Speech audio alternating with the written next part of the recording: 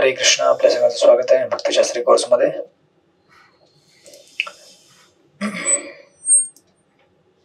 Recording in progress. आपण study करत आहोत श्रीमद भगवद्गीता जशी आहे तशी. अध्याय नंबर 15च्या आपण लास्टच्या 4 श्लोकामध्ये आहोत.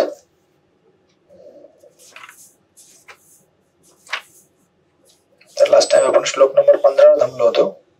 सर्वस्य चाहम हृदि सन्निविष्टो मत्त स्मृति ज्ञान अपोहनम च वेदेश्च सर्वैर अहमेव वेद्यो वेदांत कृत वेद विधेयव चाहम. मी प्रत्येकाच्या हृदयात स्थित आहे आणि माझ्यापासूनच स्मृती ज्ञान आणि विस्मृती होतात. सर्व वेदांद्वारे जाणण्यायोग्य मीच आहे. निसंदेह मी वेदांताचा संकलक आहे आणि वेदांचा ज्ञाताही मीच आहे. तर आपण बघितलं होतं की भगवंत कशा प्रकारे आपल्या 4 प्रकारच्या गरजा पुरा करतात. 12, 13, 14 आणि 15. राईट.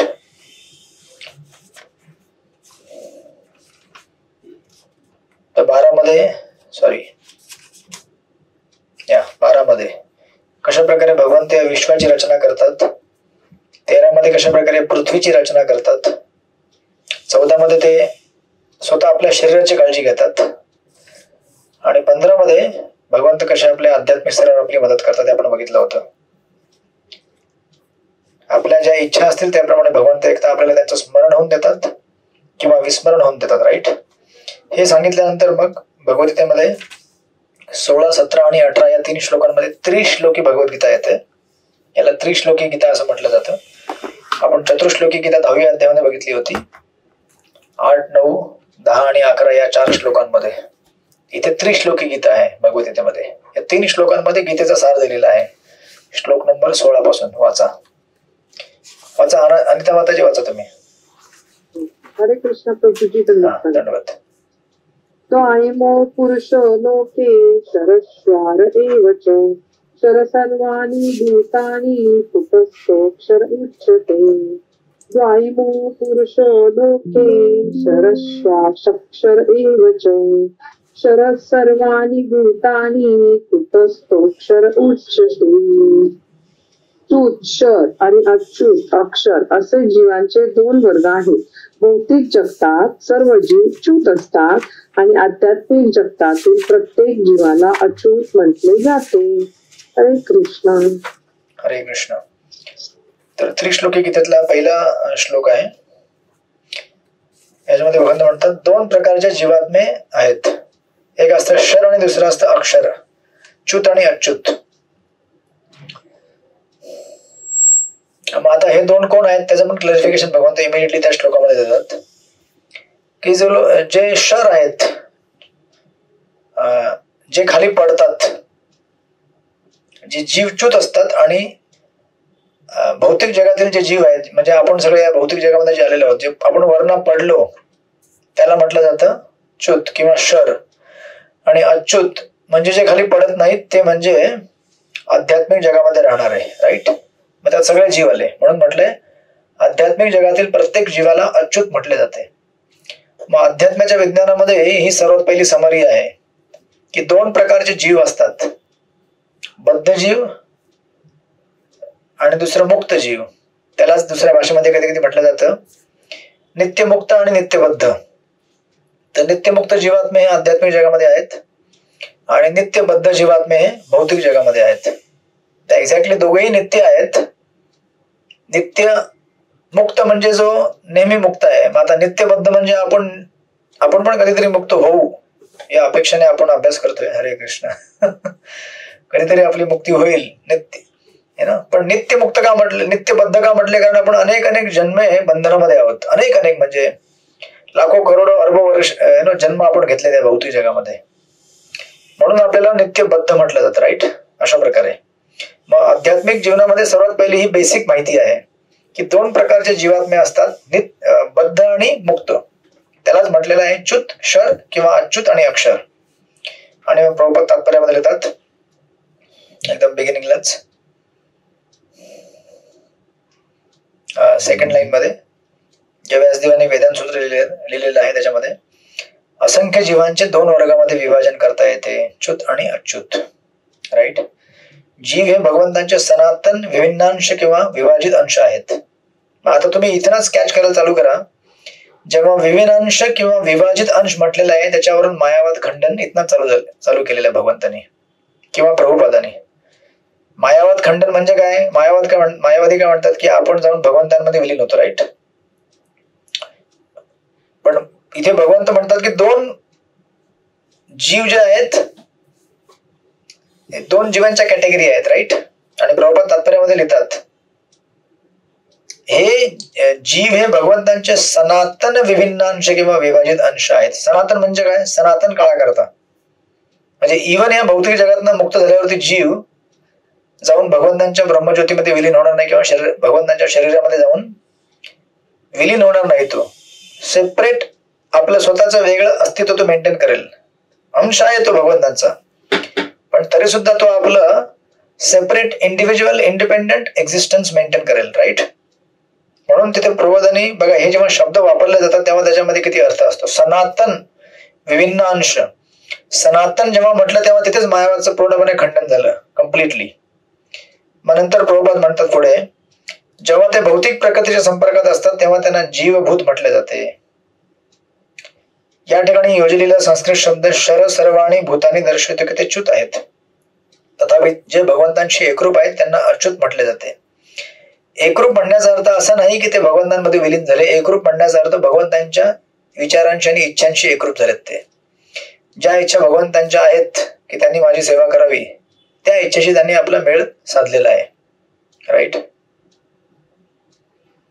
प्रभुपाद ते इमिडिएटली क्लिअर करतातच. या ठिकाणी एकरूपता या शब्दाचा अर्थ जीवांना वैयक्तिक अस्तित्व नाही असं नव्हे, परंतु त्यांच्यामध्ये विसंवाद नाही. विसंवाद म्हणजे दोन व्यक्तींमध्ये त्यांच्या विचारामध्ये जर समानता असेल तर ते दोघं एकत्र व्यवस्थित राहू शकतात, राईट. विचारामध्ये समानता नसेल तर ते एकत्र राहू शकत नाहीत. ज्यांच्यामध्ये विचारामध्ये समानता नाही ते लोक भौतिक जगामध्ये येतात इंडिपेंडंट डिझायर्स एक्सरसाइज करण्याकरता, लाईक दॅट. सृष्टीच्या प्रयोजनाच्या बाबतीत त्या सर्वांचे एकमत आहे. अर्थात आध्यात्मिक जगतात सृष्टी करण्याचा प्रश्न उद्भवत नाही. मग सृष्टीच्या प्रयोजनाच्या बाबतीत त्यांचे एकमत आहे म्हणजे काय? सृष्टीचं प्रयोजन काय आहे? भगवंताची सेवा करणे. मग ते अग्री करतात, yes we are meant to serve you. भगवंत म्हणतात तुम्ही माझी सेवा केली पाहिजे. जीव म्हणतो येस सर, आम्ही तुमची सेवा केली पाहिजे, right. In that sense like that. Prabhupada पुढे सेकंड पॅराग्राफ मध्ये म्हणतात, भगवान श्रीकृष्णांच्या विधानानुसार जीवांचे दोन वर्ग आहेत आणि वेद या गोष्टीला प्रमाणित करतात, म्हणून त्यांच्याविषयी काहीच संदेह नाही, राईट. 5 इंद्रिय आणि मनाशी संघर्ष करणाऱ्या जीवांना भौतिक शरीरे असतात व ही शरीरे निरंतर बदलत असतात. जोपर्यंत जीव बद्धावस्थेमध्ये आहे तोपर्यंत पदार्थाशी संपर्क असल्यामुळे त्याचे शरीर बदलत असते. पदार्थ म्हणजे भौतिक वस्तू. जड पदार्थामध्ये परिवर्तन होत असते म्हणून जीवही बदलल्याचे दिसते. तथापि आध्यात्मिक जगातील देह हा भौतिक तत्वापासून बनलेला नसतो, म्हणून तो विकारी नसतो. म्हणून भौतिक जगामध्ये जन्म मृत्यू जरा व्याधी आहे, आध्यात्मिक जगामध्ये नाहीये. जन्म मृत्यू जरा व्याधी कुणाला असतं? शरीराला असतं. भौतिक आध्यात्मिक शरीराला जन्म मृत्यू जरा व्याधी नसतं, म्हणून ते प्रवाद येथे क्लिअर केलेला आहे, लाईक दॅट. अशा प्रकारे this is first information in first shloka. लास्टच्या एका लाईन मध्ये प्रॉपर लिहितात, शर सर्वाणी भूतानी, शर सर्वाणी, सर्वाणी म्हणजे काय? सर्व. या भौतिक जगताच्या संपर्कात येणाऱ्या आदिजीव ब्रह्मदेवापासून ते सूक्ष्म कीटकापर्यंत सर्वांचे शरीर बदलत असते, म्हणून ते सर्व च्युत आहेत. तथापि आध्यात्मिक जगतात ते एकत्वामध्ये सदैव मुक्त आहेत. एकत्व म्हणजे पुन्हा मायावाद नव्हे, एकत्व म्हणजे इच्छांशी एकरूपता असणे भगवंतांच्या.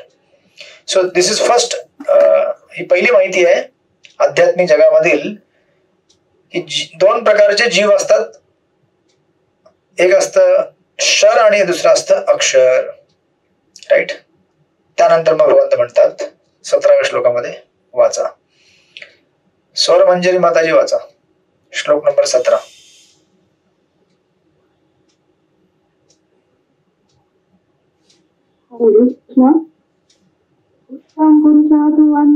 परमात्मा इति उदाहृताः एवं लोकात्रयम् आयुष्य धरती अवयव ईश्वराः. अनुवाद, या दोघां व्यतिरिक्त एक परम पुरुष परमात्मा आहे जे स्वतः अव्ययी भगवंत आहे. आणि इकडे स्त्री लोकांमध्ये प्रवेश करून त्यांचे पालन पोषण करीत आहेत. हरे कृष्ण. मग आता पहिले दोन कॅटेगरी सांगितल्या की बाबा एक जीव आहे तो भौतिक जगामध्ये आहे, दुसरा आध्यात्मिक जगामध्ये आहे. पण नंतर म्हणतात पण या दोघांपेक्षा अजून एक वेगळा आहे. तो कोण आहे? परमपुरुष परमात्मा आहे, जे स्वतः अव्ययी भगवंत आहेत आणि तेच त्रिलोकांमध्ये प्रवेश करून त्यांचे पालन पोषण करीत आहेत. आणि ते कसे पालन पोषण करीत आहेत ते आपण अगोदर बघितलंय मागच्या 12, 13, 14 श्लोकांमध्ये, राईट. मग आता किती कॅटेगरी झाल्या? 3 कॅटेगरी झाल्या. श्लोक नंबर 17 मध्ये माहिती दिलेली ही बेसिक माहिती आहे अध्यात्माची, म्हणून याला त्रिश्लोकी गीता म्हटलं जातं. पूर्ण गीता कळली नाही कळली, पण 30 श्लोकी गीतेमध्ये तुम्हाला जर माहिती भेटली तुम्हाला गीतेचा सार भेटला, राईट. 16 मध्ये म्हटलं 2 जीव असतात, भौतिक जगामध्ये आध्यात्मिक जगामध्ये, राईट. त्यानंतर म्हटले त्यांच्या दोघांच्या पलीकडे अजून एक व्यक्ती असतो, तो म्हणजे परमात्मा, राईट. आणि भगवंत इथे कसं म्हणतायत, या दोघांना व्यतिरिक्त एक परमपुरुष परमात्मा आहे. आता स्वतः परमात्मा आहेत पण स्वतःला म्हणत नाही, तिथे म्हणतात अजून एक आहे व्यक्ती, तो म्हणजे ईश्वर आहे. मग अगेन भगवंत इथे काय करतायत, स्वतःला थर्ड पर्सन म्हणून ऍड्रेस करतायत, तो अजून एक व्यक्ती आहे, राईट. आता तो जो व्यक्ती आहे प्रबोधन तत्वामध्ये लिहिलेला आहे श्वेताक्षर उपनिषदेचं कोटेशन घेऊन, त्या ठिकाणी स्पष्ट म्हटले आहे की असंख्य जीवांमध्ये काही बद्ध आहेत तर काही मुक्त आहेत, आणि या सर्वांच्याहूनही श्रेष्ठ असा परमात्मा पुरुषोत्तम आहे, राईट. मग हे श्लोक तुम्ही नेहमी ऐकला असेल प्रबोधनच्या लेक्चर मध्ये किंवा ह्याच्यामध्ये, नित्यो नित्यानाम चेतनस चेतनाम, कि ऐसे अनेक जीव है लेकिन उन जीवों का एक ही मालिक है भगवान, जो सबकी इच्छा पूरी करता है, राईट. सर्व बद्ध आणि मुक्त जीवांमध्ये एकच चेतन पुरुष पुरुषोत्तम भगवान आहे, तो सर्व जीवांना त्यांच्या त्यांच्या कर्मानुसार भोग प्राप्त करण्याची सुविधा उपलब्ध करून देतो आणि त्यांचे पालनही करतो. आणि तेच भगवंत परमात्मा रूपामध्ये आहेत. जो बुद्धिमान मनुष्य त्यांना जाणू शकतो तोच केवळ परिपूर्ण शांती प्राप्त करण्यास पात्र आहे, अन्य कोणीही नाही, राईट. आता त्यांनी सांगितलं की 2 प्रकार के जीव है, उन दोनों के परे एक व्यक्ती है, वो है परमात्मा है, वो भगवान है, राईट. मग आता इमिडिएटली याला क्लॅरिफाय करण्याकरता कि बाबा वो परमात्मा मैं ही हूं, ताकि कल कोई उठ के ना बोले अरे मुझे बोला गया था, एक्चुअली भगवान मेरे बारे में बोल रहे थे, वो परमात्मा वो मैं हूं. ऐसा कोणी क्लेम करू शकतो ना, म्हणजे कोणी गीता, आणि लोक क्लेम करतातच. ते तथाकथित त्यांचे जे बंधू फॉलोवर आहेत ते लोक पुढचं वाचत नाही गीतेमध्ये, एवढा श्लोक सांगतील ओ ऐसा बोला का वो ईश्वर मैं हूं, ठीक है आज से मेरा भजन चालू कर दो. भजन मतलब कलचं डोनेशन लेके आना, हरे कृष्ण. त्यांचं भजन म्हणजे डोनेशन. मग भगवंत इमिडिएटली म्हणतात 18व्या श्लोकामध्ये पुन्हा क्लॅरिफाय करण्याकरता की वो ईश्वर कौन है, मैं ही हूं, राईट. वाचा गोपीगण माताजी, वाचा श्लोक नंबर 18. हरे कृष्ण. यस्माक्षरमतीतोऽहम् अक्षरादपि चोत्तमः अतोऽस्मि लोके वेदे च प्रथितः पुरुषोत्तमः. मी च्युत आणि अच्युत यांच्याही अतीत, दिव्य आणि सर्वश्रेष्ठ असल्यामुळे जगतामध्ये तसेच वेदामध्ये पुरुषोत्तम म्हणून प्रसिद्ध आहे. हरे कृष्ण. हरे कृष्ण. मागच्या श्लोकात काय म्हटलं, तो एक पुरुष आहे जो दोघांपेक्षाही महान आहे, आणि इथे म्हणतात इमिडिएटली तो मी आहे. आता कोणी जर स्वतः म्हणत असेल की वो मैं हूं, हे पढ़ने पहले तुरंत क्लियर हो जाता है मी या दोघांच्याही परे आहे, जे च्युत आणि अच्युत आहेत, दिव्य आणि श्रेष्ठ असल्यामुळे जगतामध्ये तसे वेदांमध्ये पुरुषोत्तम म्हणून प्रसिद्ध आहे. अतोच मी लोके वेदेच प्रथिता पुरुषोत्तमा, आय एम द पुरुषोत्तम. मग आता हे जे 3 श्लोक आहेत, जसं तुम्हाला मी अगोदर सांगितलं, हे 3 श्लोक काय करतात, एक समरी देतात आपल्याला वेदांताची, कि संसार में 2 प्रकार के जीव है, नित्य मुक्त जीव और नित्य बद्ध जीव, और इन दोनों के परे एक व्यक्ति है, वो है भगवान. और ये तीनों अपना इंडिपेंडेंट एग्जिस्टेंस मेंटेन करते हैं. 3 मतलब ऍक्च्युअली दोघच आहेत, जीव आणि ईश्वर, राईट. परंतु जीवाचे 2 भाग आहेत, जे भौतिक जगामध्ये आहेत आणि जे आध्यात्मिक जगामध्ये आहेत, म्हणून 2 म्हटलेलं आहे. आणि हे जे 3 श्लोक आहेत हे स्ट्रॉंग रेफ्युटेशन आहे मायावादला, जसं मी तुम्हाला सुरुवातीला सांगितलं की हे जीव आपले आपले एक्झिस्टन्स, अस्तित्व हे सेपरेट मेंटेन करतात ते कधी मरज होत नाही किंवा विलीन होत नाहीत, इव्हन मुक्तीनंतर सुद्धा. आणि म्हणून कधीही कोणी जर तुम्हाला मायावाद जेव्हा याच्यावरती कोणी आला टॉपिकवरती, त्याला हे 3 श्लोक दाखवायचे. इथेच त्याची बोलती बंद व्हायला पाहिजे. जर तो भगवद्गीतेला फॉलो करत असेल व्यवस्थित तर. ते आपल्या मरीने इंटरप्रेट करतील तर वेगळी गोष्ट आहे, परंतु स्ट्रेट बघितलं तर क्रिस्टल क्लिअर आहे इथे की जीव वेगळा आहे, ईश्वर वेगळा आहे. राईट. म्हणून प्रॉपर बऱ्याचदा म्हणायचे यू शट अप. कोणी जर कमेंट देत त्याला म्हणायचे तू गप, तू बोलू नको, भगवंतांना बोलू दे. Let Krishna speak. भगवंतांना जे बोलायचं ते भगवंत बोलतील ना गीतेमध्ये. तू कशाला स्वतःच आपली उगाच काय पण बडबड करतो. कृष्ण डायरेक्ट कह रहे हैं की मैं और जीव सनातन है. म्हणजे जीव जो एकदा सनातन जीवात्मा आहे तो कधी भगवंतांच्या शरीरात जाऊन विलीन होत नाही. इव्हन आफ्टर मुक्ती, मुक्तीनंतर सुद्धा जाऊन तो विलीन होत नाही. तो आपला सेपरेट एक्झिस्टन्स मेंटेन करतो. राईट. आणि स्पेशली शब्द काय आहे, मी च्युत आणि अच्युत यांच्याही अतीत आहे. राईट. आता अच्युत म्हणजे काय, जो मुक्त झालेला आहे जीवात्मा. बरोबर आहे का नाही. मग आता तुम्ही विचार करा, इथे लोक, हे मायावादी लोक काय म्हणतात कि अरे अभी हम लोग इस संसार में क्या है, अलग है, भगवान में विलीन नहीं है, क्योंकि अभी हम बद्ध है. जब हम मुक्त हो जाएंगे ना, तो मुक्त होने के बाद क्या हो जाएगा, भगवान में जाके विलीन हो जाएंगे. बरोबर आहे. पण कृष्ण काय म्हणतात, अरे मी च्युत आणि अच्युत यांच्याही पलीकडे आहे.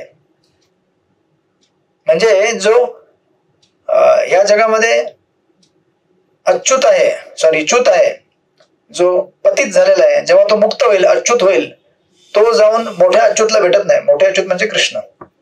तो जाऊन त्या कृष्णाशी विलीन होत नाही. नाहीतर मग भगवंत कशाला म्हटले असते मी त्यांच्या अतीत आहे.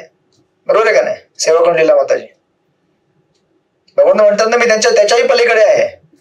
म्हणजे जो मुक्त जीव झालेला आहे त्या मुक्त जीवाच्या सुद्धा मी पलीकडे आहे. मुक्त जीव उद्या जाऊन कृष्ण म्हणत नाही. बरोबर आहे का नाही. बोला माताजी बोला. असं हे काही काही लोक कसं म्हणतात की अनंतात विलीन झालेत. म्हणजे जर मनुष्याला मृत्यू आला तर बरेच लोक कसे म्हणतात की अनंतात विलीन झाले. मग अनंत कोण आहे, अनंत म्हणजे भगवंत आहेत ना. हा मग बरोबर आहे. मग विलीन होतात का ते बघा तुम्ही. आता बघा इथे भगवंत काय म्हणतात, जे जीव ह्या जगातनं मुक्त होतात ते कोण झाले, अच्युत झाले. बरोबर आहे. हो. पण भगवंत म्हणतात मी त्यांच्याही पलीकडे आहे. म्हणजे मुक्ती झाल्यानंतर सुद्धा ते लोक काय माझ्यामध्ये विलीन होत नाहीत. जर ते झाले भगवंतामध्ये विलीन होत नाही. हा जर ते झाले असते तर भगवंत कशाला म्हटले असते मी त्यांच्या पलीकडे आहे. ते म्हटले असते की ते आणि मग मी एकच होऊन जातो असं म्हटले असते ना भगवंत. पण असे बाहेर लोक असं म्हणतात, संत लोक सुद्धा त्यांच्या सुद्धा तोंडात कायमच संत लोकांच्या काही काही पंथांमध्ये की भगवंता अनंतात विलीन झाला मनुष्य, अनंतात मायावादी लोक आहेत ते लोक. हो. मग संतांमध्ये मायावादी संत पण आहेत, त्याला काय प्रॉब्लेम आहे. पण आपल्याला मायावादी नाही बनायचं, आपल्याला वैष्णव बनायचंय. राईट. आपल्या महाराष्ट्रामध्ये आहेत, भरभरून आहेत, भारतामध्ये भरभरून आहेत. शंकराचार्यांची जी डिसिप्लिन आहे ती पूर्ण मायावादी डिसिप्लिन आहे. शंकर म्हणजे स्कूल आहे अध्यात्माचं. पण इथे भगवंत क्लिअर म्हणतायत जे मुक्त जीव होतात या जगात ना मी त्यांच्या पलीकडे आहे. म्हणजे इव्हन आफ्टर लिबरेशन, मुक्तीनंतर सुद्धा जीव माझ्यामध्ये इव्हन विलीन होत नाही. तर तसं असतं तर मग भगवंत म्हटले असते तो आणि मी एकच आहे. पण असं म्हणत नाहीत ते म्हणतात की तो वेगळा आहे, मी वेगळा आहे, मी त्याच्या पलीकडे आहे, मी त्याच्याहून महान आहे. राईट. स्ट्रेट क्लिअर म्हटलेलं आहे श्लोक नंबर 18 मध्ये. मग काही चान्सच नाहीये. राईट. भगवंत जे भगवंत आहे ते नेहमी भगवंत राहतात आणि जीव जो आहे तो जीवच राहतो मुक्तीनंतर सुद्धा. आता तर तुम्हाला जीव दिसतच आहे की मी बद्ध झालोय जगामध्ये. पण मायावादी म्हणतात की मुक्त झाल्यावरती मग भगवंतामध्ये जाऊन मी विलीन होईन. नाही, भगवंत म्हणतात नंतर पण तो माया मागेच राहील. तो माया मिसळणार माझ्यामध्ये, तो माझ्यासारखा होणार नाही. तो म्हणजे मी जेवढा महान आहे परिमाणाच्या दृष्टीने तो तसं म्हणणार नाही. गुणात्मक दृष्ट्या तो माझ्यासारखं म्हणेल सच्चिदानंद. राईट. अशा प्रकारे भगवंतांनी तात्पर्यामध्ये प्रबोधन लिहिलेलं आहे. भगवान श्रीकृष्णाहून बद्ध जीव किंवा मुक्त जीव ही श्रेष्ठ नाही. बघा स्ट्रेट क्लिअर प्रबोधन क्लॅरिफाय करतात.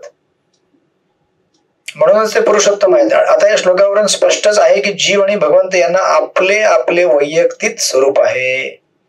या दोहोंमधील फरक हा आहे की बद्धावस्थेतील असोत अथवा मुक्त अवस्थेतील असोत, परिमाणात्मक दृष्ट्या जीव भगवंतांच्या शक्तीपेक्षा वरचढ होऊ शकत नाहीत. भगवंत आणि जीव हे सर्व बाबतीत समस्तर किंवा समरूपच आहेत असा विचार करणे चुकीचे आहे. भगवंत आणि जीव यांच्यामध्ये सदैव श्रेष्ठता आणि कनिष्ठता असतेच. राईट. म्हणून या संदर्भात उत्तम शब्द महत्वपूर्ण, उत्तम पुरुष असतो. राईट. कोणीही भगवंतांपेक्षा श्रेष्ठ असू शकत नाही. मग प्रभुपादांनी पुढे ते क्लॅरिफाय केलेलं आहे. छांदोग्य उपनिषदचं कोटेशन दिलेलं आहे आणि so and so.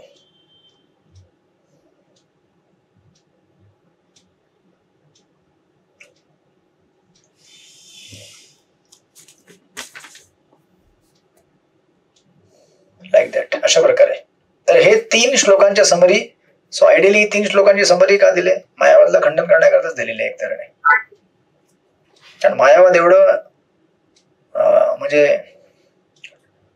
Vedanta philosophy पासून डेव्हिएशन आहे, त्याला रोखणं जरुरी आहे. अदरवाईज मग जीव आणि ईश्वर यांमध्ये जर अंतर नसेल तर मग भक्ती कुठं येईल?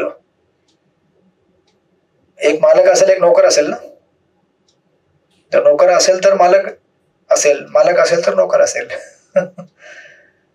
भक्त असेल तर भगवंत असतील आणि भगवंत असतील तर भक्त असतील. जर सगळे भगवंत झाले तर मग भक्त कुठे आहे? भक्त नसेल तर भक्ती कशी होईल? बरोबर आहे का नाही? भगवंतांना पूजण्याकरता कोणतरी भक्त पाहिजे ना.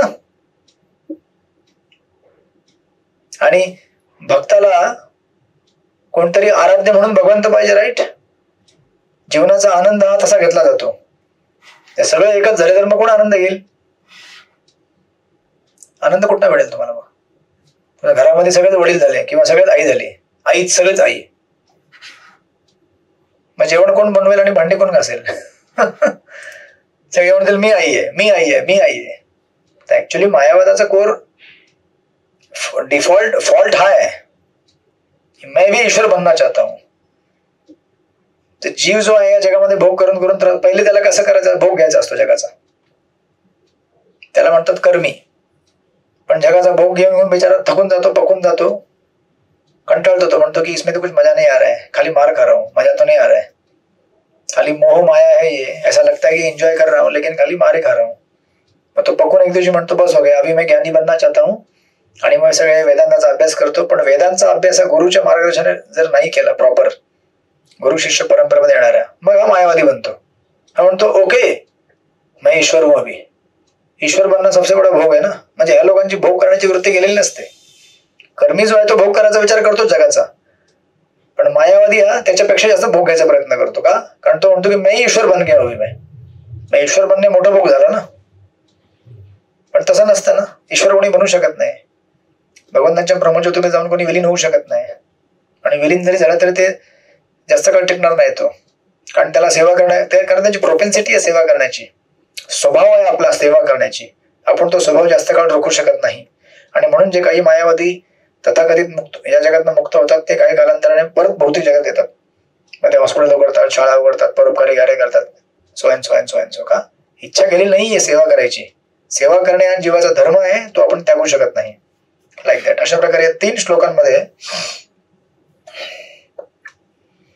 सुंदर भगवंतांनी माहिती दिली आणि समरी केली भगवद्गीतेची की 2 जीव आहेत, नित्यबद्ध नित्यमुक्त, त्यांच्या पलीकडे मी एक परमात्मा म्हणून सेपरेट आहे, भगवान.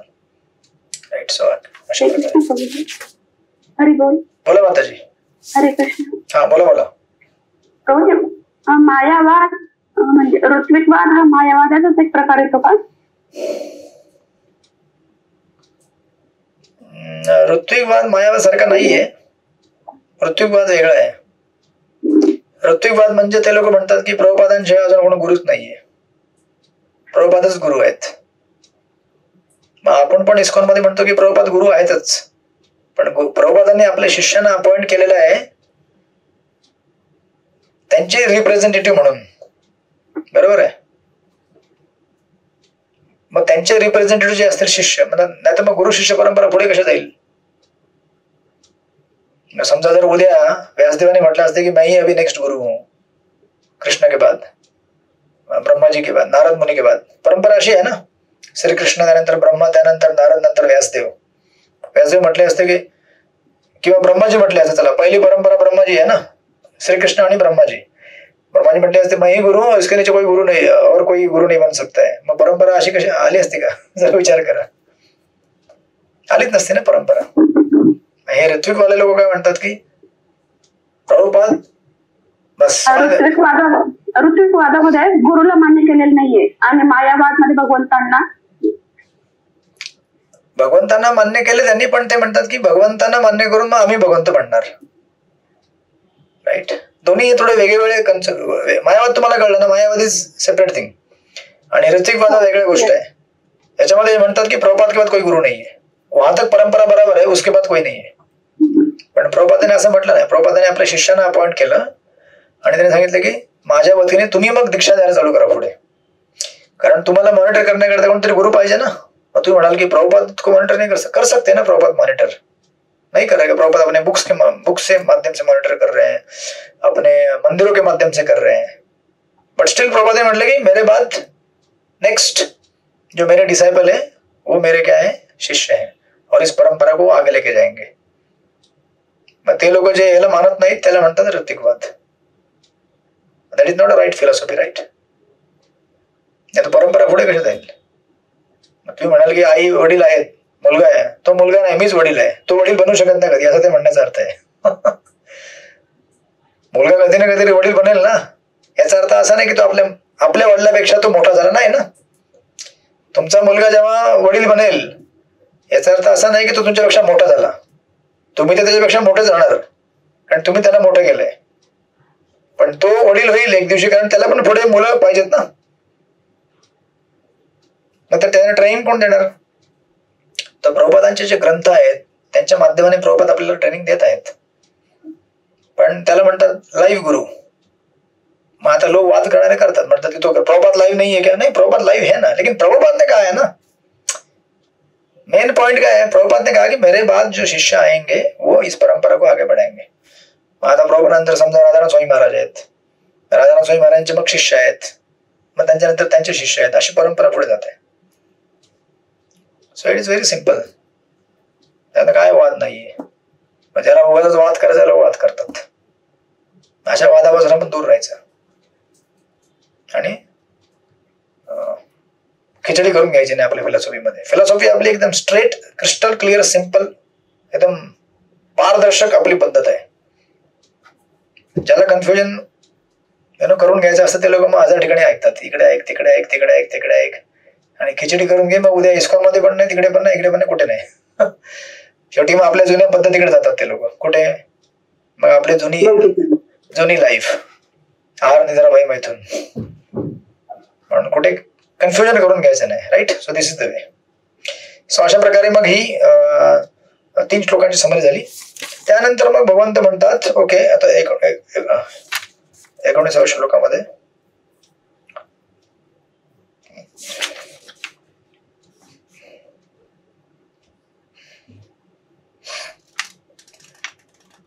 ऍक्च्युअली तुम्हाला जर विश्वनाथ ठाकूर अजून एक थोडं कन्फ्युजन नको व्हायला, पण तुम्हाला विश्वनाथ ठाकूर असं म्हणतात 16 मध्ये सांगितलेलं आहे जीवनबद्दल, 17 मध्ये सांगितलेलं आहे परमात्मा बद्दल आणि 18 मध्ये सांगितलं भगवान बद्दल. परमात्मा वेगळा, भगवान वेगळा. राईट. परमात्मा वेगळा आहे, भगवान वेगळा आहे आणि जीव वेगळे आहेत. तर 16 मध्ये 2 जीवांची माहिती आहे, 17 मध्ये परमात्माची माहिती आहे आणि 18 मध्ये साक्षात कृष्ण म्हणतात ते परमात्मा पण मीच आहे, हो माझाच विस्तार आहे, तो माझाच विस्तारित अंश आहे. राईट. अशा प्रकारे नाव देन. मग आता 19व्या श्लोक. मग आता एवढे सांगितल्यावरती भगवंत म्हणतात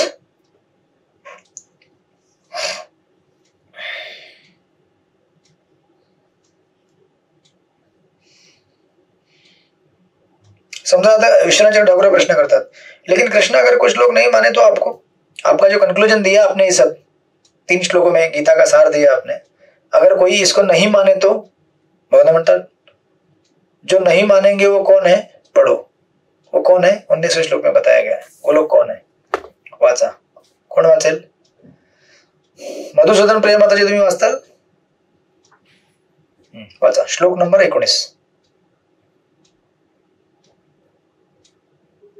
माईक तुमचा आवाज येत नाहीये पण. हा आता येतोय. वाचा. हरे कृष्ण प्रभू. यो मां एवं असम्मूढो जानाति पुरुषोत्तमं स सर्वविद् जानाति मा सर्वभावेन भारत जो मला संशय रहित होऊन पुरुषोत्तम भगवान म्हणून जाणतो तो सर्वज्ञ होय.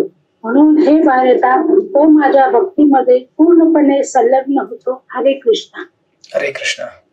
माझं विचारांच्या ठाकुर ने ऐसा प्रश्न विचारला असेल की अच्छा कृष्ण आपने जो कहा 16, 17, 18 3 श्लोकों में उसको नहीं मानते तो भगवान म्हणतात ते कोण आहेत? मूढ.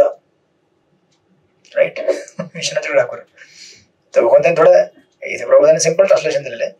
जे मला संशयरहित होऊन पुरुषोत्तम भगवान म्हणून जाणतात तो सर्वज्ञ होय. तो माझ्या भक्तीमध्ये संलग्न होतो आणि जो मला स्वीकार करत नाही, संशय ज्याच्यामध्ये संशय आहे तो जो मूर्ख आहे तो माझ्या भक्तीमध्ये कधी संलग्न होत नाही. ते पूर्ण गीता वाचून झाल्यावर सुद्धा तो म्हणतो की मैं और जीव ईश्वर एक ही आहे. राईट. म्हणून आपलं जे नॉलेज आहे भगवद्गीतेचं ते कसं आहे? ट्रान्सफॉर्मेशनल नॉलेज आहे, इन्फॉर्मेशनल नाही. ट्रान्सफॉर्मेशन म्हणजे परिवर्तन घडवणारा ज्ञान आहे, फक्त माहिती नाहीये. म्हणून इथे प्रबोधन तत्व लिहिलेलं आहे जीव आणि परमसत्य यांच्या स्वरूपाविषयी अनेक तात्विक तर्क आहेत. आता या श्लोकामध्ये भगवंत स्पष्टपणे सांगतात की जो भगवान श्रीकृष्णांना पुरुषोत्तम म्हणून जाणतो तो वस्तुतः सर्वज्ञ आहे. जो अपूर्ण ज्ञानी आहे तो परमसत्याविषयी केवळ तर्कच करीत राहतो. परंतु परिपूर्ण ज्ञानी आपला मौल्यवान वेळ व्यर्थ न घडवता प्रत्यक्ष कृष्ण भावनाभाविक भगवद्गीतेमध्ये संलग्न होतो. संपूर्ण भगवद्गीतेत याच तथ्यावर पदोपदी जोर देण्यात आला आहे. तरीही भगवद्गीतेवरील अनेक दुराग्रही भाष्यकार परमसत्य आणि जीव यांना सर्वच बाबतीत एकरूप असल्याचे मानतात. असे जे मूर्ख लोक आहेत ते लोक कधीच भक्तीमध्ये प्रवेश करू शकत नाहीत. म्हणून बघा थ्रूआउट द भगवद्गीता किती वेळा प्रबोधाने मायावादाचं खंडन केलेलं आहे. Start to end. दुसऱ्या अध्यायापासून चालू केलं होतं मायावाद खंडन. म्हणजे विचार करा की मायावाद ही किती मोठी समस्या आहे भारतीय दर्शनशास्त्रामध्ये, की ज्यामुळे लोक भगवत भक्तीमध्ये येत नाहीत किंवा आले जरी तरी पण ते लोक भगवंतांना पूर्ण भावाने शरण जाऊ शकत नाहीत. Like that.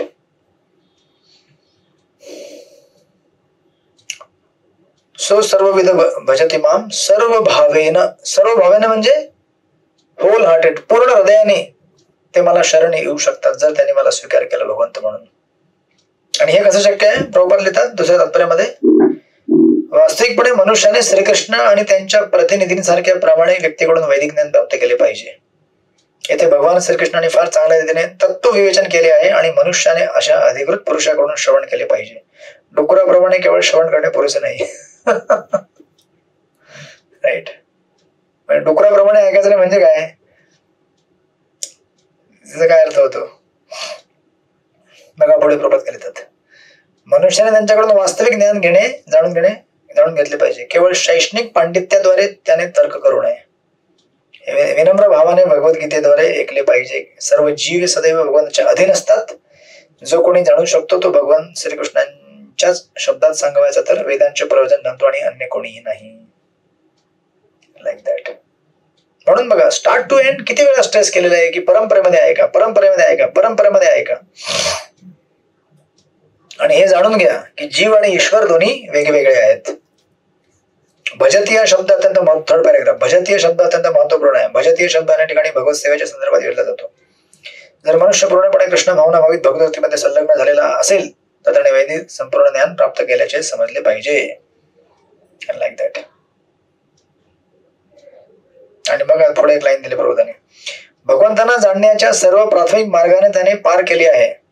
तथापि शेकडो हजारो वर्षापर्यंत तर्क करूनही जर मनुष्य श्रीकृष्ण हेच पुरुषोत्तम भगवान असल्याचे जाणत नाही आणि त्यांना शरण जात नाही त्याने इतक्या जन्मांपर्यंत आणि वर्षापर्यंत केलेला तर्क म्हणजे केवळ निरर्थक कालव्याप आहे. म्हणून किती म्हटले ना बहुनाम जन्मना म्हणते ज्ञानवान माम प्रपद्यन्ते वासुदेव सर्वमिती स महात्मा सुदुर्लभ. राईट. असे ज्ञानी अनेक अनेक अनेक अनेक जन्मानंतर मग शेवटी भगवंतांना येतात. पण आपल्याला वैष्णवांची कृपा झाली, भगवंतांच्या भक्तांची शुद्ध भक्तांची कृपा झाली म्हणून आपण डायरेक्ट डे 1 पासूनच हरे कृष्ण कृष्ण कृष्ण हरे हरे हरे राम राम राम हरे हरे या महामंत्राच्या जगामध्ये आपण प्रवेश केला. आता काही जण ते नरसिंह मूवी बघितल्यावरती मला एका विचारला प्रभुजी हम लोग क्यों वासुदेव ओम नमो भगवते वासुदेव क्यों नहीं जप करते, हरे कृष्णा क्यों करते? मतलब नहीं वो मंत्र छोटा है बड़ा है ना इसलिए. ओम नमो भगवते वासुदेव है आधे घंटे में हो जाएगा 16 माला. हरे कृष्णा बड़ा है ना. बोले ऐसा क्यों? पिक्चर में हरे कृष्णा एक बार भी नहीं बोला है उधर. आता ओम नमो भगवते वासुदेवाय किंवा हरे कृष्ण मध्ये काय अंतर आहे का? काही अंतर नाही. दोन्ही देवाची नाव आहेत, भगवंतांची नाव आहेत, राईट. पण देश काळ परिस्थितीप्रमाणे आपल्याला गुरुवर्य आचार्यांनी जे भगवानाचं नाव आपल्याला दिले ते आपण घेतलं पाहिजे. आता याचा अर्थ असा नाही की ओम नमो भगवते वासुदेव म्हटल्यावरती मुक्ती भेटेल, पण मला माझ्या गुरूंनी हरे कृष्ण महामंत्र दिले म्हणून मी हरे कृष्ण जपतो. मला जर ते बोलले असते ओम नमो भगवते तर मी ओम नमो भगवते वासुदेव जपला असतं. तसं आपण लेक्चरच्या अगोदर बोलतोच ना, ओम नमो भगवते वासुदेवाय. हरे कृष्ण, राईट. म्हणून परम करुणा माताजी, गुरुची आवश्यकता परंपरेमध्ये का पडते? दिस इज द रिझन. समोर कोणी डायरेक्ट बोलणार असेल तुम्हाला लगेच विश्वास पडतो, राईट. आता प्रभुपाद आहेतच तात्पर्यामध्ये, पण तुम्हाला तिथे कान पिळून समजवणार पाहिजे कोणतरी छडीने मारून. मग प्रभुपादाने अपॉइंट केलेलं आहे आपल्या शिष्यांना, राईट. नाहीतर मग काय, मी शास्त्रांचा काय पण तर्क लावू शकतो. या तर्काचा वितर्क नको व्हायला म्हणून प्रभुपादाने आपल्या शिष्यांना अपॉइंट करून परंपरा पुढे नेलेली आहे. So like that. अशा प्रकारे ना. देन लास्टचा श्लोक आहे अध्यात्मला 20वा श्लोक. कन्क्लुजन देताना भगवंत सांगतात, वाचा कल्पतरू राधिका माताजी, वाचा 40 गाव. श्लोक नंबर 20.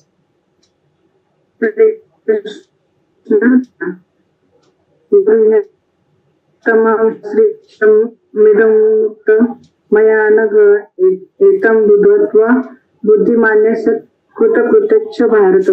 हे निष्पाप अर्जुना, हा वैदिक शास्त्रांचा परम गुह्य गाभा आहे आणि तो आता मी तुला प्रकट केला आहे. जो कोणी हे जाणेल तो बुद्धिमान होतो आणि त्याच्या प्रयत्नाद्वारे सिद्ध होतो. हरे कृष्ण. येस, भगवंताने मग कन्क्लूड केलं शेवटला की अशा प्रकारे हा सगळा वैदिक शास्त्रांचा काय आहे? परम गुह्य गाभा आहे आणि तो मी तुला सांगितला आहे. एतत् बुद्ध्यात बुद्धिमानस्यात कृतकृतश्च भारत. आपल्या प्रयत्नांमध्ये कृतार्थ किंवा परमसिद्ध होणे. जो कोणी जाणतो तो बुद्धिमान होतो आणि त्याच्या प्रयत्नांद्वारे सिद्ध होतो, राईट. आपण ऑलरेडी बघितलं होतं गुह्य. गुह्य म्हणजे सिक्रेट, गुह्यतर म्हणजे मोस्ट सिक्रेट. इथे म्हटलेलं आहे गुह्यतम. त्याच्या पुढची स्टेप आहे गुह्य गुह्यतर गुह्यतम. सिक्रेट, मोस्ट सिक्रेट, मोर सिक्रेट. काय भगवद्गीतेतलं रहस्य आहे. आणि काय सिक्रेट आहे?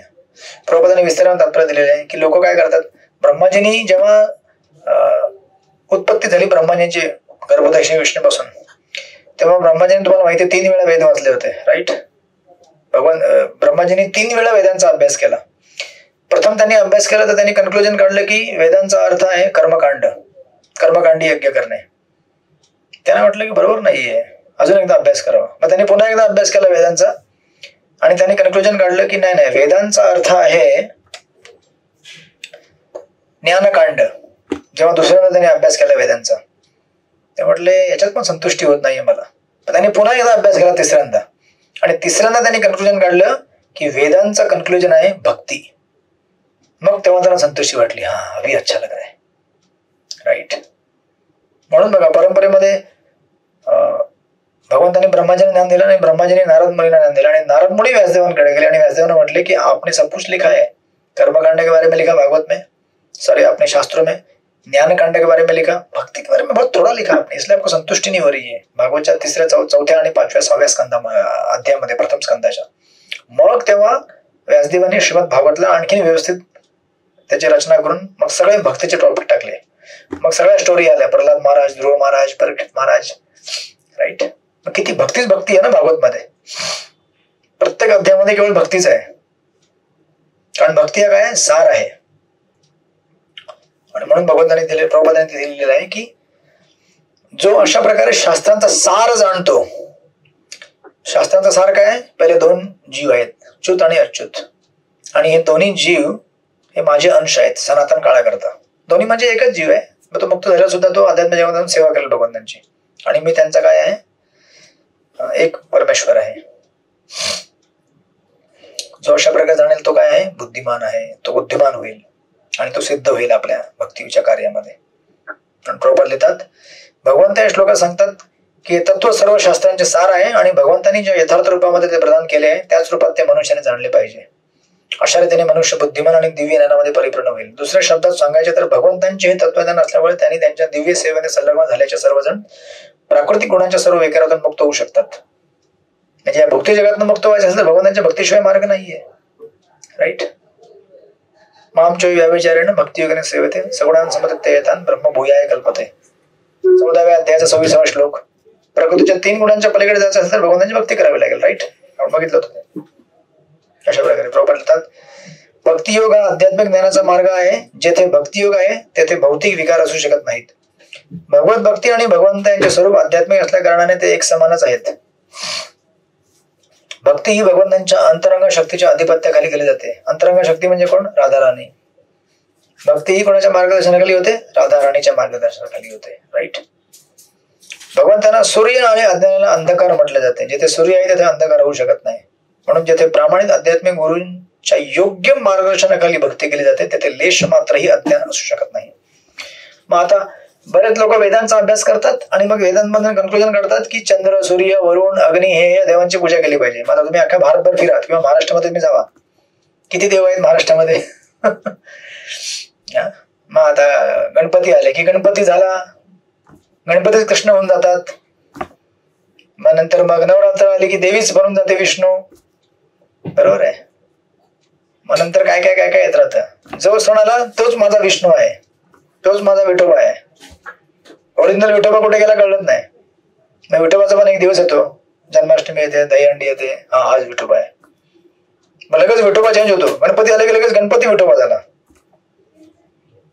मग असे जे शास्त्रांचे कन्क्लुजन आपण काढलेले आहेत, किंवा हे तर सोडून द्यावं, कधी कधी आमच्या गली मोहल्ल्यातला एक डॉक्टर असेल तो माझा विठोबा होऊन जातो.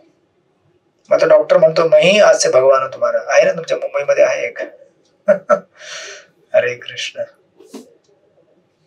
किंवा एखादी माताजी भेटेल राधाराणी म्हणून मी राधाराणी हो. मग म्हणून बघा प्रभुपादांनी इथे काय लिहिलेलं आहे की कुठे गेला, याला गुह्य का म्हटलेलं आहे? कारण हे असं जे ज्ञान आहे गुह्य आपल्याला का भेटलेलं आहे, म्हणजे गुह्य का आहे? कारण ही माहिती सगळ्यांना भेटत नाही. वेदांचा कितीही खोल जरी अभ्यास केला तरी वेदांमधून आपल्याला काय कळतं शेवटला? बरेचसे बाहेरचे लोक वेद वाचतात. आपके पास वेद है क्या? यजुर्वेद, चतुर्वेद, सामवेद, अथर्ववेद. अच्छा ये सब वेद पढ़ के आपको क्या जानकारी मिला है? चंद्र की पूजा करनी है, सूर्य की पूजा करनी है, गणेश की पूजा करनी है, पार्वती की पूजा करनी है. हेच लोक बोलतात ना, है ना. कन्क्लुजन कधी भेटतच नाही. म्हणून भगवंताने ते म्हटलेलं आहे गुह्यतम, एकदम सिक्रेट. मैंने आपको बताया है कि ये सब Chandra, Surya, Varun and so and so and so, इन सब का मालिक मैं हूँ. राईट. तुम्ही आता नरसिंह लीलेचं चित्रपट बघितला असेल ना? बघितलं ना तुम्ही बरं सगळ्या लोकांनी? नाही बघितलं अजून? नाही बघितलं मग तुमचं जीवन बर्बाद आहे. अच्छा नाही बघितलं? आमच्याकडे आला नाही. येईल येईल येईल येईल येईल येईल या आठवड्यापर्यंत यायची शक्यता आहे. तिकडे आमच्या खोपोलीला पण नव्हता आलेला, तो आता आला खोपोलीला. खोपोली मुंबईपासून जवळ आहे पण तरी सुद्धा नव्हता गेला तिथे, पण आता आला. तर तुमच्याकडे आला तर बघावा सगळ्यांनी. मग लोक तिथे बघतात सगळं की अरे नरसिंहदेवांना प्रसन्न करण्याकरता ब्रह्मा, शंकर सगळे लोक पाय पडतायत. यांना एवढी डोक्यात घुसत नाही की अरे हे ईश्वर आहेत. जर ईश्वर नसते तर कशाला लोक त्यांना हे करायला गेले असते. राईट. वरुण, चंद्र, सूर्य सगळे हे देवाच्या अधीन आहेत. नाही तर मग हिरण्यकश्यपावरती विजय नसता मिळवला त्यांनी. एवढं सगळं लिलाने भरलेलं आहे भागवतम पूर्ण. बट बिकॉज प्रॉपर गुरु परंपरा नसेल तर मग कन्क्लुजन तुम्हाला व्यवस्थित कळणार नाही कधी शास्त्रांचं. हे लोक सुद्धा भागवत वाचतील, मग भागवत वाचून सुद्धा एकतर म्हणतील की देवतांची पूजा करावी किंवा म्हणतील की ईश्वर आणि जीव एकच आहे. मग काय फायदा झाला तुम्हाला? मग तुम्हाला शास्त्राचं काय गहनतम गुह्य कळलंच नाही. तर 2-3 फाटे आहेत आपल्या याच्यामध्ये बघा. एक तर आहे देवतांची उपासना, कर्मकांड. ते कर्मकांड पूर्णपणे काढून फेकून दिला पाहिजे. दुसरा आहे ज्ञानकांड. तो पण म्हणजे काय, जीव आणि ईश्वर एकच आहे, ते पण काढून फेकून दिलं पाहिजे. म्हणून नरोत्तमदास ठाकूर काय म्हणतात, ज्ञानकांड कर्मकांड केवळ विषर भांड. हरे कृष्ण. तुम्ही असं म्हटलं तुमचे पंडितजी तुम्हाला रागावतील लगेच. ते म्हणतात ज्ञानकांड आणि कर्मकांड काही विषाचे भांड आहे. ते जो कोणी पिईल ना त्याची भक्ती नष्ट होऊन जाते. हे दोन तथाकथित कन्क्लुजन जर तुम्ही शास्त्रांना काढून फेकून दिले तर तुमच्याकडे राहतं प्युअर शुद्ध भक्ती कृष्णाची किंवा विष्णू तत्वांची. Right, that is the conclusion of Bhagavad Gita. भगवद्गीतेचा तो सार आहे. आणि तो कोणाला भेटतो? भगवंत म्हणतात इति गुह्यतमं शास्त्रम इदं मुक्तम मया नघ. मया नघ म्हणजे कुठे गेलं?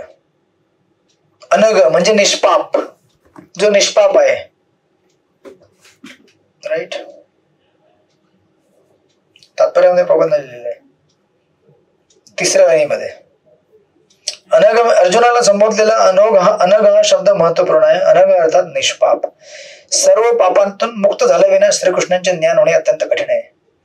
मनुष्याने सर्व पापातून सर्व विकारातून मुक्त झाले पाहिजे तरच तो श्रीकृष्ण जाणू शकतो.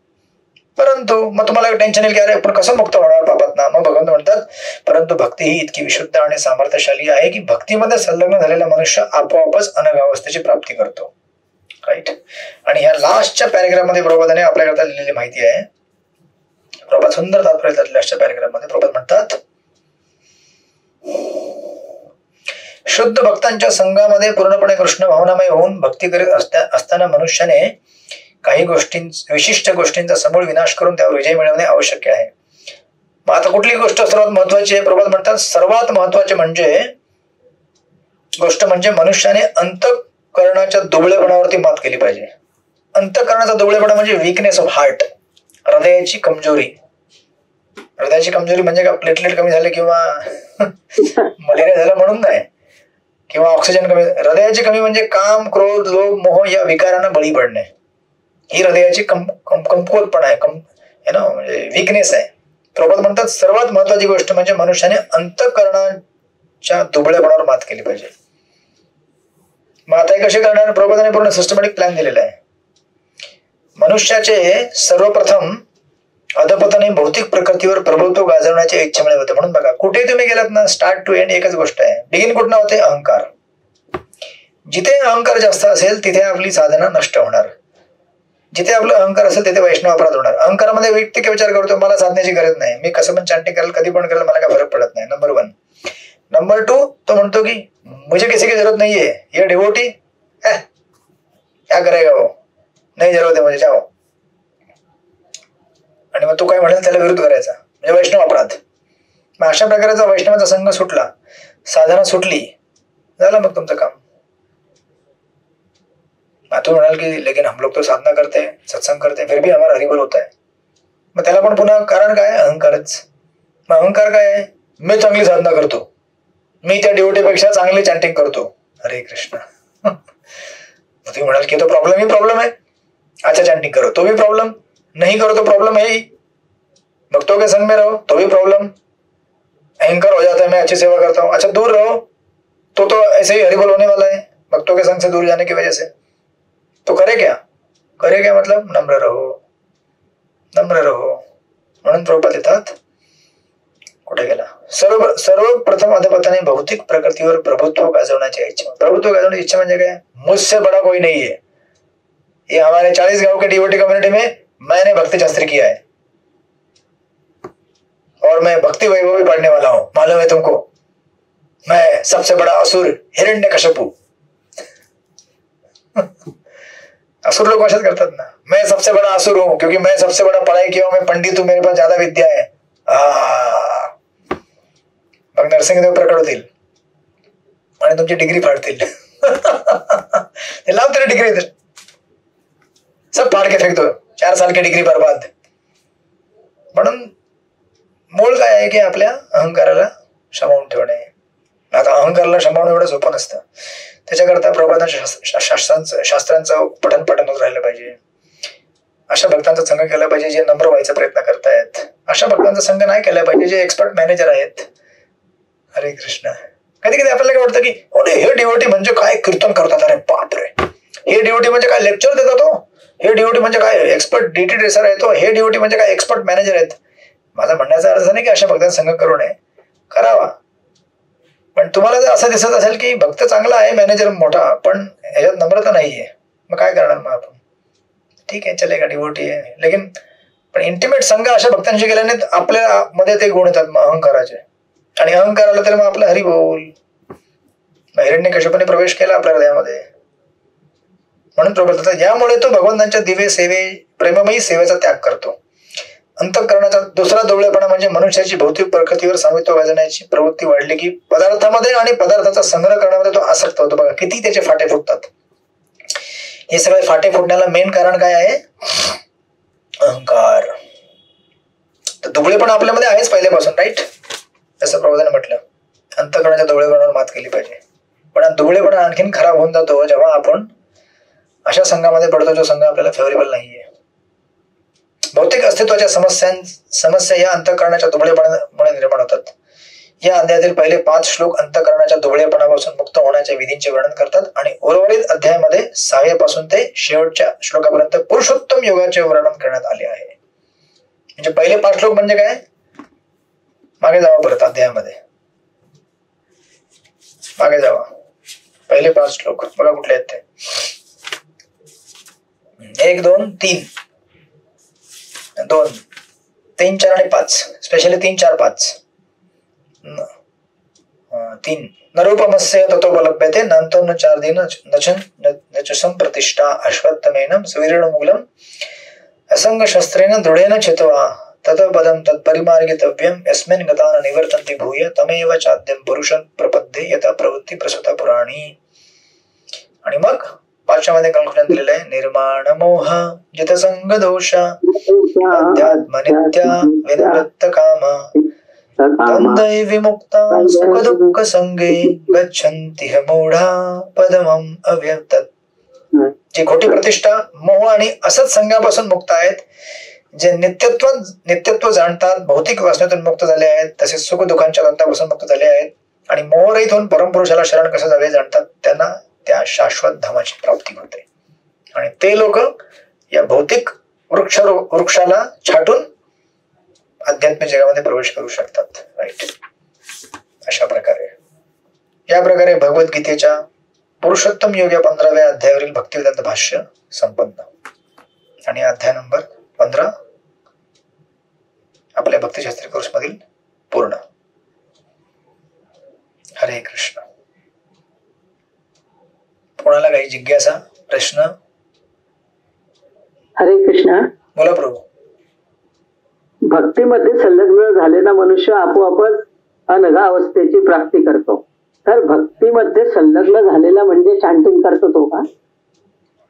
हरे कृष्ण. भक्तीमध्ये संलग्न झाला तर चॅन्टिंग करेलच ना. भक्तीमध्ये संलग्न होणे म्हणजे जोडणे भक्तीमध्ये. अच्छा.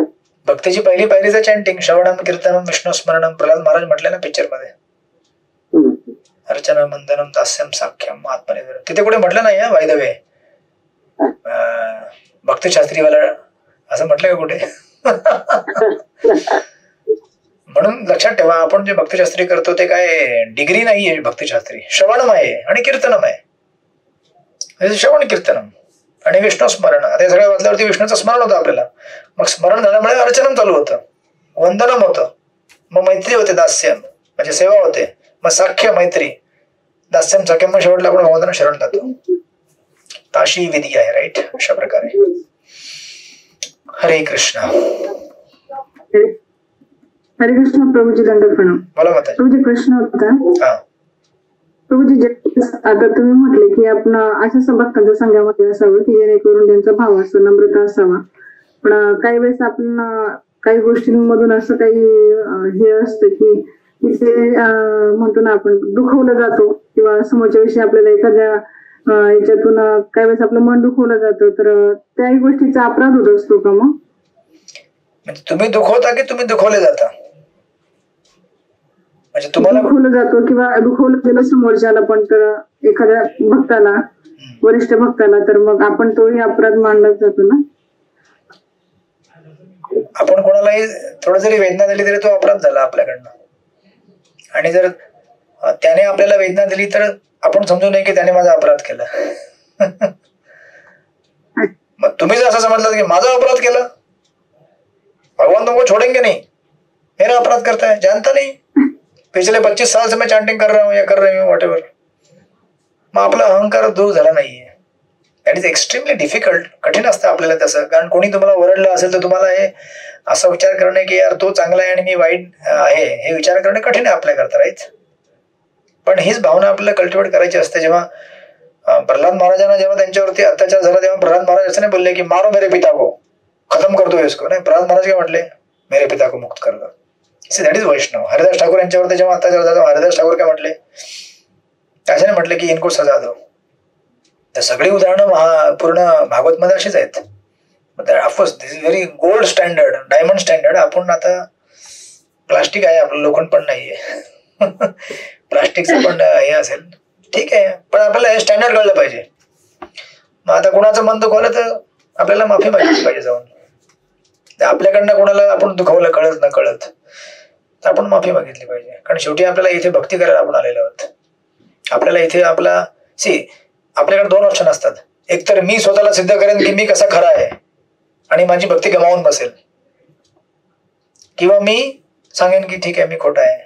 खोटा म्हणजे तुमच्यावरती जर कोणी चोरीचा आळ केला असेल तुम्ही मंदिरामध्ये जाऊन चौकशी करा, काय करा ते फॉर्मॅलिटी करा तुम्ही. मी असं म्हणत नाही की फॉर्मॅलिटी करून नका देऊ, चेकिंग नका होऊन देऊ.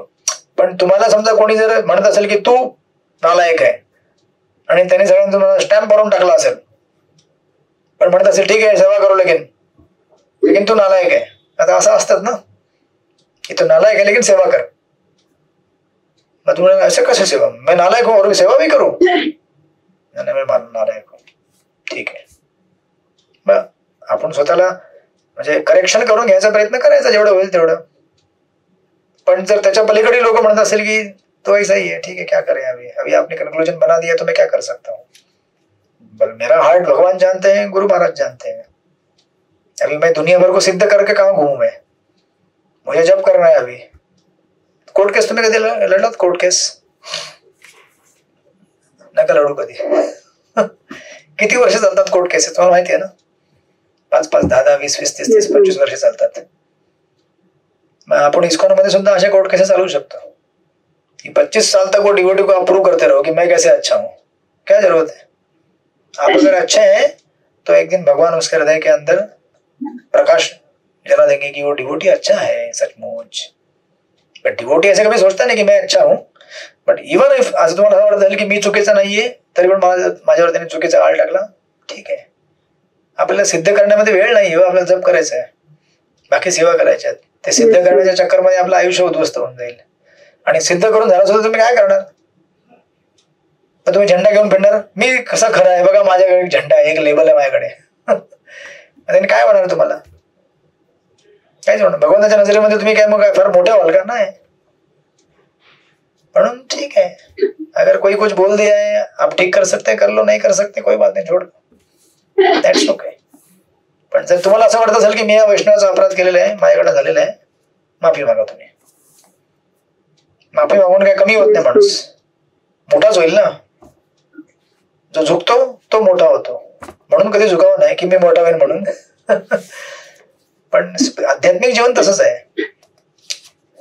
अशा प्रकारे आपल्या नम्र भावनेमध्ये सेवा करत राहायची, भक्ती करत राहायची. भगवान कभी कभी आपको कभी कभी शुद्ध करने के लिए किसी को माध्यम बना देते हैं और फिर शुद्ध कर देते हैं, कोई बात नहीं, चलेगा. जब तक कृष्ण है, आपका नाम जब चल रहा है, वैष्णव सेवा चल रही है, सुरक्षित है आप. त्या दिवशी वैष्णव सेवा थांबली, नाम जप थांबला, आपण मग भक्तिबंधन पतित झालो. ते थांबून द्यायचं नाही. जोपर्यंत ते चालू आहे तोपर्यंत समजून घ्यायचं की भगवंताची फार कृपा आपल्यावरती आहे, प्रभुपादांची कृपा फार आपल्यावरती आहे, वैष्णवांची कृपा आहे. बाकी दुनियामध्ये डिटेल भरपूर असतात, इकडे तिकडे काही नाही काही होत राहणार, हजार गोष्टी होत राहणार. अशा प्रकारे मग आपण नेक्स्ट क्लासला अध्याय नंबर 16 चालू करू. या शुक्रवारी क्लास नसेल, डायरेक्ट आपण पुढचा बुधवार म्हणजे आय थिंक आहे, जन्माष्टमीला वेळ आहे अजून, 7 तारीख आहे ना, बुधवार 6 तारीख आहे आणि शुक्रवार 8 तारीख, दोन्ही तारखेला क्लास होईल, आहे वेळ, ठीक आहे.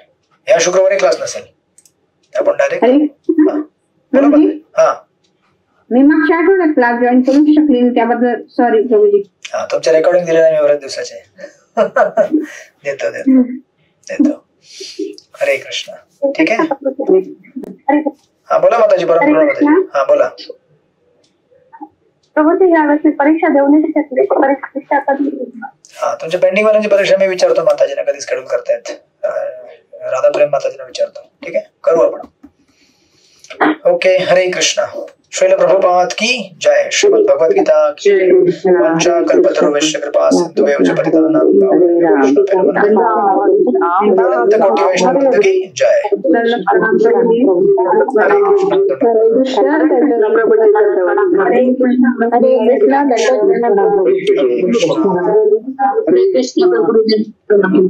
हरे कृष्ण. हरे कृष्ण. हरे कृष्ण.